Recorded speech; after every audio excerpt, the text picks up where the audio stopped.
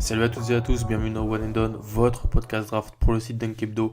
C'est Alan au micro, super content de vous retrouver pour un nouveau numéro de One and Done.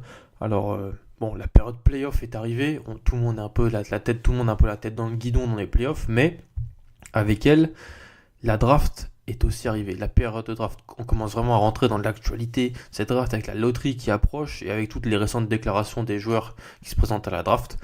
Donc en fait, dans cet épisode, on va commencer un petit peu ce qui va se passer pendant 2 mois, c'est des présentations de prospects. On va essayer de faire ensemble, que je vais faire avec les matchs, tous les matchs que j'ai pu regarder, les notes que j'ai pu prendre pendant ces 5-6 mois de compétition. Et donc dans ce deux prospects aujourd'hui, et après, à la fin d'épisode, je réagirai à 2-3 questions que j'ai eues sur la publication de mon board. Donc les joueurs dont on va parler aujourd'hui, Kevin Porter Jr. de USC, Carson Edwards de Purdue. Et voilà. C'est les deux joueurs dont on va parler. Je ne sais pas pourquoi on attendait un troisième joueur. On parlera de plein d'autres joueurs d'ici la fin de la draft. On parlera d'autres joueurs dans la fin du podcast, mais vraiment plus rapidement. D'ailleurs, si vous avez des questions, n'hésitez pas. Je prendrai le temps avec plaisir d'y répondre dans tous les épisodes après le moment où les questions seront posées. C'est vraiment super intéressant. Je remercie d'ailleurs le compte FR d'OKC de m'avoir posé une question sur Daniel Gafford notamment. Plein d'autres gens qui posent des questions et donc c'est vraiment super sympa. La communauté commence un peu à grandir. Et si on peut vraiment organiser, parce qu'il n'y a rien de plus subjectif que la draft, personne n'a vraiment raison, n'a vraiment tort quand on parle de la draft, sauf pour quelques cas précis. Donc avoir des avis qui divergent, des débats, c'est très intéressant quand on reste dans la courtoisie. Et on essaie de toujours rester dans cette courtoisie mutuelle, donc c'est intéressant. On va pas perdre de temps. On va commencer par Kevin Porter Jr., le joueur de USC. J'en avais déjà parlé dans un épisode début janvier. En fait, un épisode où j'avais parlé de Bol et de lui et des potentielles fins de saison de ces deux prospects-là. En fait, Kevin Porter Jr. avait eu des blessures, des soucis de comportement en quelque sorte. Donc, on pouvait se poser la question s'il allait encore rejouer cette année avec USC. Il a joué encore avec USC et donc on en reparle cette année pour un profil un peu plus complet. Kevin Porter Jr., il fait 1m98, 90 kg, une envergure à 2,10. C'est vraiment un poste 2-3 de formation. C'est un joueur qui est né en 2000, donc c'est un freshman du côté de USC, et c'est un joueur super intéressant dans cette classe, car c'est un joueur qui déjà ne laisse pas indifférent. Ses supporters, dont je fais partie, parlent d'un joueur au flash et au potentiel impressionnant digne d'un top 5 de draft. Ses adversaires parlent d'un joueur YouTube en quelque sorte et d'un caractère pas toujours hyper professionnel. Je suis dans la première case. Je crois beaucoup en Kevin Porter Jr. J'ai envie de croire en lui, et comme je vais le répéter jusqu'au jour de la draft, c'est-à-dire mi-juin 2019, je crois encore plus en lui dans une classe aussi faible derrière Zion. C'est-à-dire que il y a tellement personne qui me fait vraiment dire je suis le deuxième meilleur joueur de cette draft que Kevin Porter Jr. gagne des points et automatiquement il monte. Quelque chose de très important avec Kevin Porter Jr. et je vais le dire et on le dit pas assez. Quand on évalue des joueurs pour la draft, on évalue des joueurs, pas des classements ou des notations de lycéens. Et je pense que c'est très intéressant quand on parle de Kevin Porter Jr. face aux autres ailiers freshmen de sa classe. Dans les classements ESPN et 24/7 Sport et Rivals notamment, il était derrière Romeo Langford, derrière Keldon Johnson, derrière Nasir Little. C'est un peu les trois ailiers qui étaient devant lui, freshman, même s'il faut rappeler que Kevin Porter Jr. était joueur de l'année de l'État du Washington l'an passé. Il a fait une grosse année senior de lycée. Mais j'ai l'impression que certains joueurs sont mis dans les mocks, les boards, en fonction de leur ranking lycéen. Et c'est toujours quelque chose qu'on a envie de faire, bien sûr, parce que ces classements existent et ils avaient une raison d'être. Mais Kevin Porter Jr., il a rien à envier aux 3 autres prospects cités précédemment, vraiment.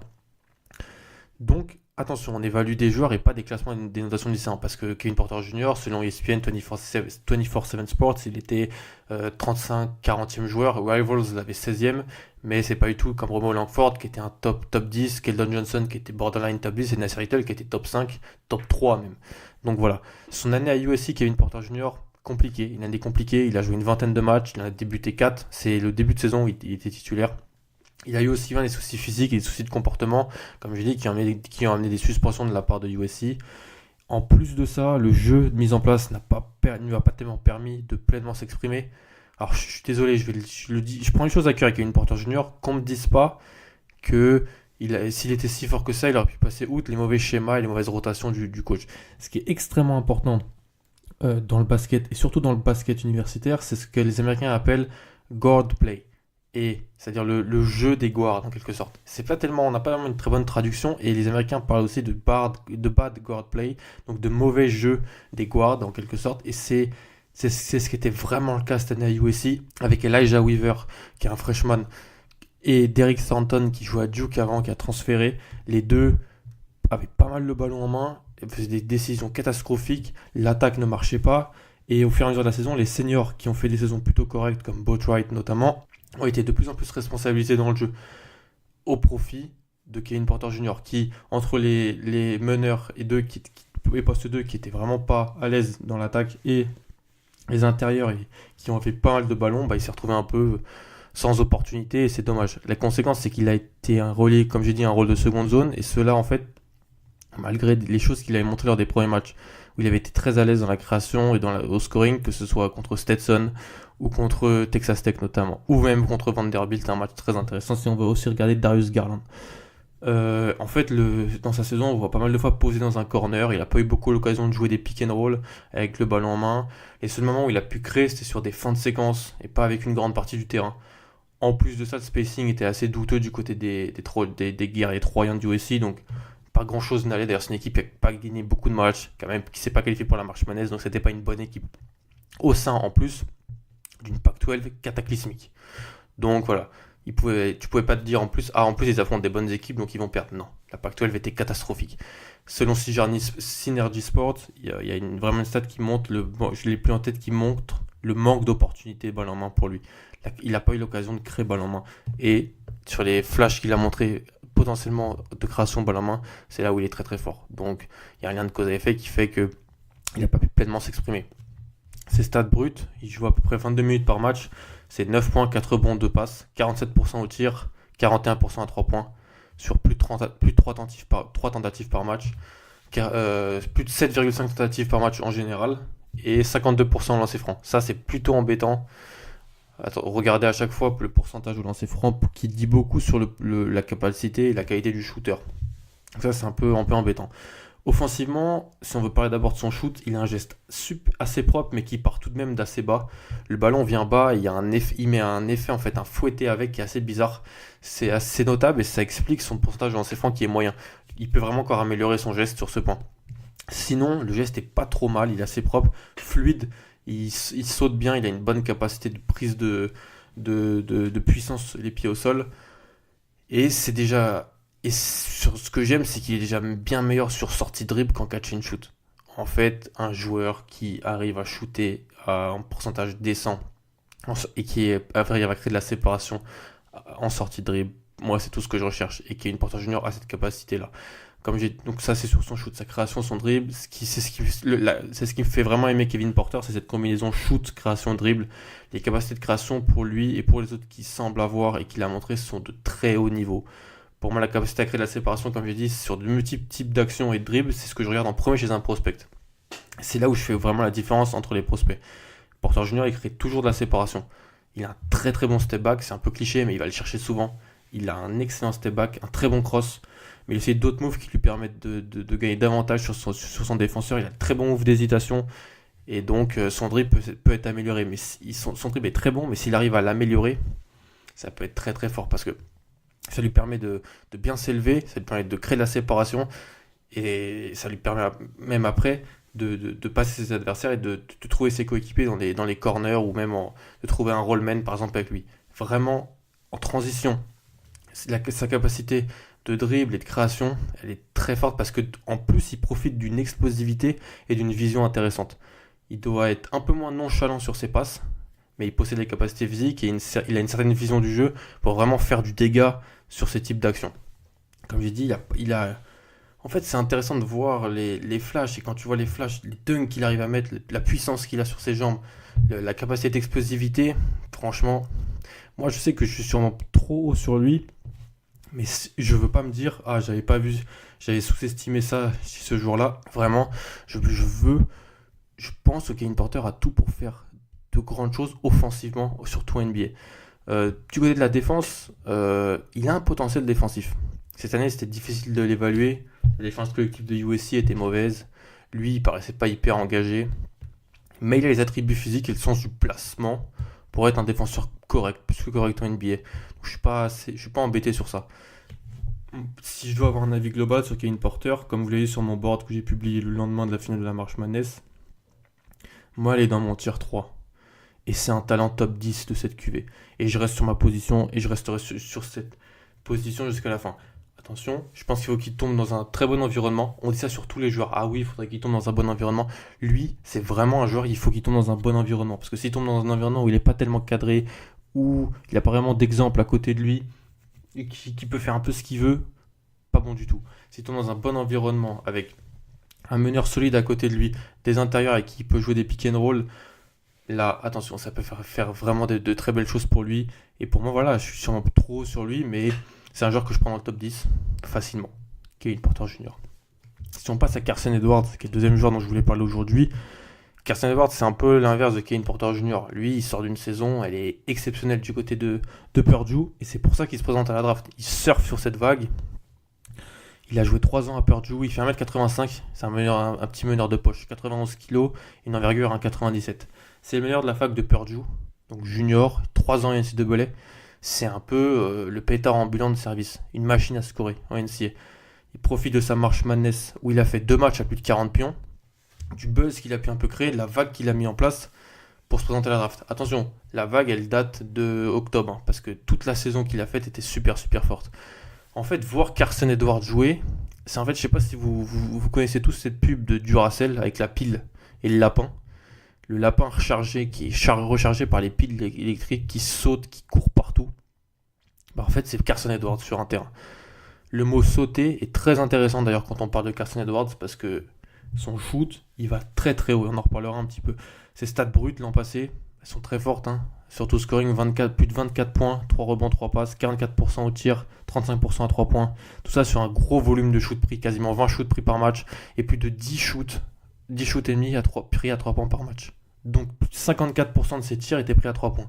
Jeu extrêmement analytique de la part de Matt Painter et Purdue qui ont vraiment maximisé la capacité de scoring de Edwards.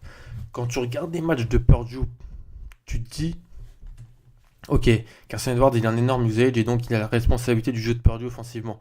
Mais en fait, quand tu regardes vraiment bien et que tu comprends le jeu mis en place par le coach, tu te rends compte que pour maximiser toutes les capacités de scoring d'Edwards, qui est le seul joueur NBA de cette équipe et le seul arme offensif de l'attaque, le seul à pouvoir créer son propre tir, en fait on l'a beaucoup mis en fin de chaîne.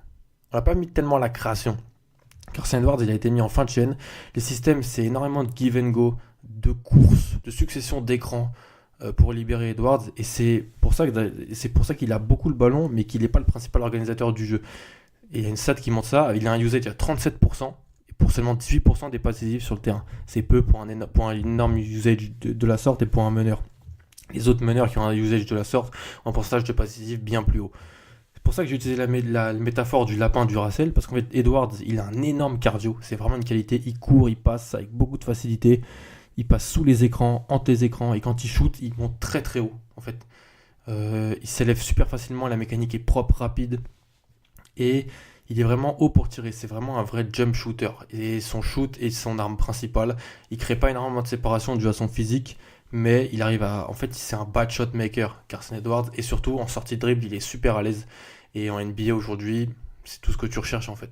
C'est un joueur qui peut shooter, qui est à l'aise en sortie de dribble et qui est plutôt rapide, qui peut sortir des écrans. C'est un joueur qui va potentiellement avoir un impact dans une seconde unit. Il fait pas grand chose d'autre. Défensivement, il est limité par son physique. Le coach l'isolait vraiment et tentait de lui laisser le moins de responsabilité possible. Par exemple, contre Michigan State, il s'est pas du tout occupé de Cassius Winston en défense. Contre Villanova, il s'est pas du tout occupé de Ty Jerome. Contre Virginia, il s'est pas du tout occupé de Ty Jerome. Ou il s'est pas occupé de Phil Booth ou de Cole Gillespie pour Villanova. Vraiment, on le masque, mais il a beaucoup de difficultés à faire de bonnes choses de ce côté du terrain. C'est pas du tout son fort. Il subit. Et puis il veut pas se fatiguer. L'année dernière, il voulait pas se fatiguer. Comme je l'ai dit, tu prends quasiment 20 shoots par match. Il jouait un énorme temps de jeu. Il savait que s'il sortait, l'attaque aurait vraiment du mal. Donc, il maximisait son effort. Mais défensivement, ça sera toujours un joueur négatif. Mais comme je l'ai dit, et comme on peut le voir déjà sur Twitter un peu, c'est un joueur qui va apporter de l'attaque et du scoring en sortie de banc. Je pense que c'est son rôle en fait à Carson Edwards. C'est un joueur qui va mettre des paniers pour une seconde unité, off the dribble, capable de créer son tir et surtout de mettre des tirs difficiles. Donc voilà.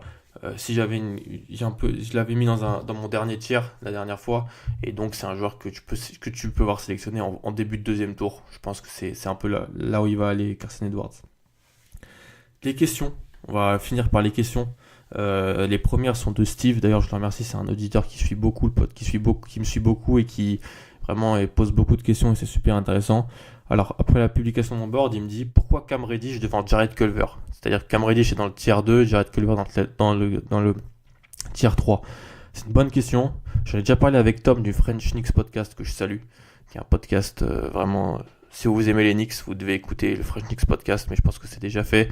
Je pense que, en fait, comme j'en ai parlé avec lui, il aimait bien Jared Culver, on en a parlé ensemble. Je pense que Jared Culver, il a moins de potentiel que Cam Reddish en tant que deuxième option de son équipe, deuxième, troisième option. Il avait, en fait, à Texas Tech, il avait de facto un costume trop grand pour lui. Alors qu'en NBA, je le vois comme une troisième, quatrième option qui va d'abord faire deux choses, défendre et shooter avec un peu de playmaking. Tandis qu'en fait, et d'ailleurs ça s'est vu dans la phase saison de Texas Tech, il prenait trop de tirs, bien sûr il pouvait les mettre et il pouvait faire des différences 1 contre 1, mais c'était pas, il avait trop de responsabilités. Tandis qu'en fait Cam Reddish, j'ai plus d'espoir de le voir en deuxième option d'une équipe.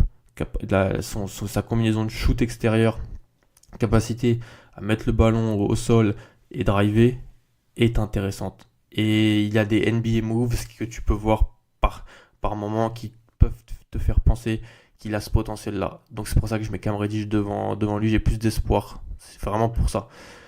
Autre question, pourquoi Darius Garland dans le tier 3 alors qu'on n'a pas vu de la saison, contrairement à Kobe White par exemple? Bonne question.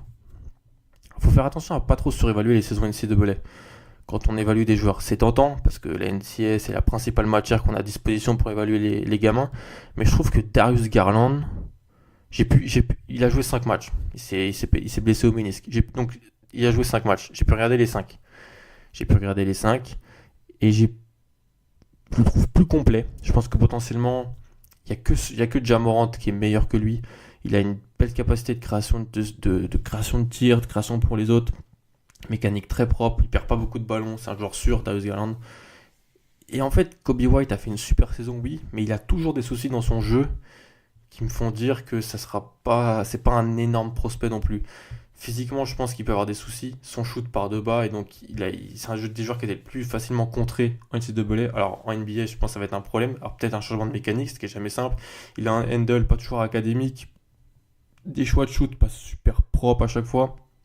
Donc voilà, pour l'instant, je serais plus du côté de Darius Garland que Kobe White et surtout, je pense que le processus draft va être très bénéfique à Darius Garland. Aller faire des workouts privés. Ça va ne faire qu'augmenter sa cote. Et puis surtout, on est dans l'inconnu avec Darius Garland. Il n'y a pas tellement de matchs où il a été exposed, comme disent les Américains. Et donc, on est un peu dans l'inconnu, mais ça peut lui servir. Parce qu'il y a pas mal de joueurs où il y a des moments où ils n'ont pas été super bons que ça. Et donc, ça peut être un peu maléfique pour eux. Puis c'était surtout je vais dire un truc que j'ai condamné il y a 10 minutes, mais c'était le meneur numéro 1 de la classe de lycée. Et ça, dans les esprits, c'est quand même important. Donc c'est pour ça que pour l'instant j'aurais Darius Garland là-dedans. Si vous voulez voir des matchs de Darius Garland, le match contre USC est intéressant, le match contre Liberty aussi. C'est les bons matchs de Darius Garland. Autre question de Loto. Je pensais que tu mettrais Sekou Doumbouya. Je pensais pas que tu mettrais Sekou Doumbouya si bas. Je l'aurais plus vu tier 4. Alors, Doumbouya qui a annoncé sa participation à la draft aujourd'hui, le jour où j'enregistre. C'est vrai, je suis plutôt d'accord avec toi. J'ai fait mes devoirs d'aller regarder Sekou Doumbouya avec Limoges. J'ai fait mes devoirs. Je vais en parler prochainement. C'est un joueur que je trouve pas prêt du tout. Mais vraiment, il est pas prêt du tout. Mais qui a les capacités et le physique pour être un joueur très intéressant dans la NBA moderne et donc il pourrait gagner des points sur d'autres joueurs. Je te ferai une réponse plus détaillée prochainement. Parce que j'ai pas envie de te mentir, de dire si c'est ça, si j'ai vu 2 matchs de lui, donc je peux pas encore me faire vraiment une idée, mais c'est un joueur qui est pas prêt à jouer en NBA aujourd'hui, mais physiquement, les capacités qu'il a, les flashs aussi sont très intéressants. Donc ouais, je pourrais le remonter très prochainement. Voilà, j'espère que ça vous a plu.